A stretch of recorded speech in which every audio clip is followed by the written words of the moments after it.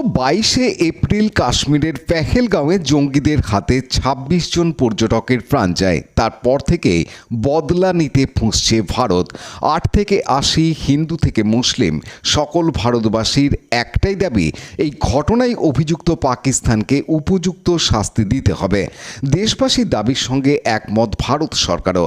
ঘটনার পর প্রধানমন্ত্রী বলেছেন, এমন শিক্ষা দেয়া হবে যা কল্পনার অতীত।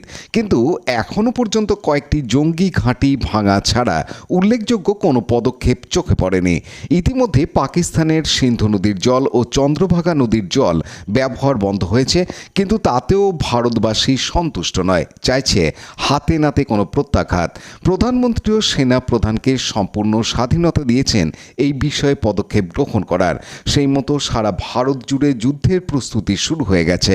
আগামীকাল 7ই মে সারা দেশে মকড্রিল অর্থাৎ যুদ্ধের পরিস্থিতিতে কিভাবে নাগরিকরা সচেতন থাকবেন, সাইরেন বাজলে কি করতে হবে বা অন্যান্য কি করণীয়, সে বিষয়ে মহড়া অনুষ্ঠিত হবে বাংলার প্রায় 31টি জায়গায়, এমনটাই জানা যাচ্ছে। তবে কখন হবে সেই সময় এখনও পর্যন্ত নিশ্চিতভাবে জানা যায়নি। আর এই পরিস্থিতি দেখা দিতেই যারা আজ থেকে 65 বছর আগে যুদ্ধের আবহাওয়া দেখেছিলেন তারা স্মৃতি রোমন্থন করলেন। প্রাক্তন সরকারি কর্মী সত্যেন্দ্রনাথ দাস তার যুবক বয়সের সেই যুদ্ধের দিনের কথা তুলে ধরলেন আমাদের প্রতিবেদকের কাছে। যুদ্ধের পরিবেশ তৈরি, যুদ্ধ লেগে যেতে পারে এবং আগামীকাল সারা দেশে কিছু মহড়ারও কথা কেন্দ্রীয় সরকার বলেছেন। তো এই পরিস্থিতিতে আপনার পুরনো যে যুদ্ধ আপনারা দেখেছেন সেই কি মনে পড়ছে? তখনকার রাস্তাঘাট, বাজার বা এইরকম ব্ল্যাকআউট এরকম হয়েছিল কিছু? এরকম ব্ল্যাকআউট আমার মনে পড়ছে। সন্ধ্যাবেলা হলে করে সব বন্ধ করা হয়েছে। হ্যাঁ, বেরোতো না, রাস্তাঘাট শূন্য, মানে সন্ধ্যার পরই নিস্তব্ধ হয়ে যেত, মানে বাইরে বেরোনোর ক্ষেত্রে নিষেধাজ্ঞা ছিল। হ্যাঁ, আর দোকান জমা থাকতো, বাইরে মানে আগে থেকেই করে রাখতো। হ্যাঁ, এই কিছু মনে পড়ছে। আপনি তখন যুবক তখন ছাড়া অ্যাক্টিভ ছিলাম না। তো তখন আপনাদের ভূমিকা কি ছিল মনে পড়ে, যে যুদ্ধের সময় আপনারা? আমি বাইরে সব থাকতে নিশ্চিতভাবে থাকতাম। আচ্ছা, গাড়ি ঘোড়া চলে বন্ধ থাকতো? সব মানে আমরা বছর পাঁচেক আগে সব বন্ধ থাকতো। বছর পাঁচেক আগে যে করোনা পরিস্থিতি দেখলাম সেই রকম। হ্যাঁ, করোনা যারা হয়েছিল ওই রকম টাইপই যুদ্ধটা। তো কি মনে হচ্ছে যুদ্ধ হবে? যুদ্ধটা না হয় প্রয়োজন মনে করি, কারণ আমাদের দেশের যে অবস্থা, অর্থনৈতিক অবস্থা আরও খারাপের দিকে চলে যাবে, খারাপের দিকে চলে যাবে। কিন্তু এই যে পাকিস্তানের এই একটা, তাকেও তো শিক্ষা দেওয়া নিশ্চয়ই প্রয়োজন। সেটা কীভাবে করা যায় সেটা হয়তো যুদ্ধ বাদ দিয়ে অন্য কোনোভাবে, যেভাবে জল বন্ধ করে দেওয়া হয়েছে বা এই ধরনের নানা রকম পদ্ধতি আছে, তো সেটা আমাদের কেন্দ্রীয় সরকার। সেই যুদ্ধের সময়কার স্মৃতি এখনও তরতাজা মুদিখানার মালিক বদ্রীনাথ দাসের কাছে। ওটা কি সাইরেন বাজছে, বিভিন্ন লাইন থেকে, পুলিশ লাইন, জেলখানা থেকে সাইরেন বাজছে। তারপরে সন্ধ্যা থেকে চুপচাপ, আমরা কেউ আলো জ্বালাতে পারিনি, বাইরে বেরোনো যেত, বাইরে বেরোতাম না, বাইরে বেরোনোর নিষেধ ছিল। ওটাকে কি বলতে হবে, পুলিশ টহল দিত নাকি রাস্তায়? হ্যাঁ, পুলিশ বেরোতো এবং কোনো গাড়ির আলো জ্বালাতো না। দোকান টোকান এমনকি টর্চ, হ্যাঁ দোকান বন্ধ থাকতে তো পারি, টর্চ জ্বালাতে পারতাম না। তাহলে মানে মানুষ খাওয়া দাওয়ার জিনিসপত্র কীভাবে? দিনের বেলা, সব দিনের বেলা। দিনের বেলা কি অল্প কিছু সময় খোলা থাকতো নাকি? না, দিনের বেলা পুরোই দোকান খোলা থাকতো, আমাদের নিজের দোকান খোলা থাকতো, রেশন খোলা থাকতো, কোনো অসুবিধা ছিল। কিন্তু রাতের বেলায় ওই অ্যাকশনটা বলতে, ওই যেখানে যেখানে আলো জ্বলতে তখন বম্বিং। গৃহবধূ মল্লিকা সিংহ বলেননি সেই দিনগুলির কথা। পরিস্থিতি, রাস্তাঘাট, পরিবেশ কিরম ছিল আপনার স্মৃতিতে, কি ধরা পড়ছে? আমি যদিও যখন যুদ্ধটা লাগে আমি খুব একটা বেশি বড় ছিলাম না, ছোট ছিলাম, কিন্তু যুদ্ধ মানেই একটা ভয়ানক অবস্থা।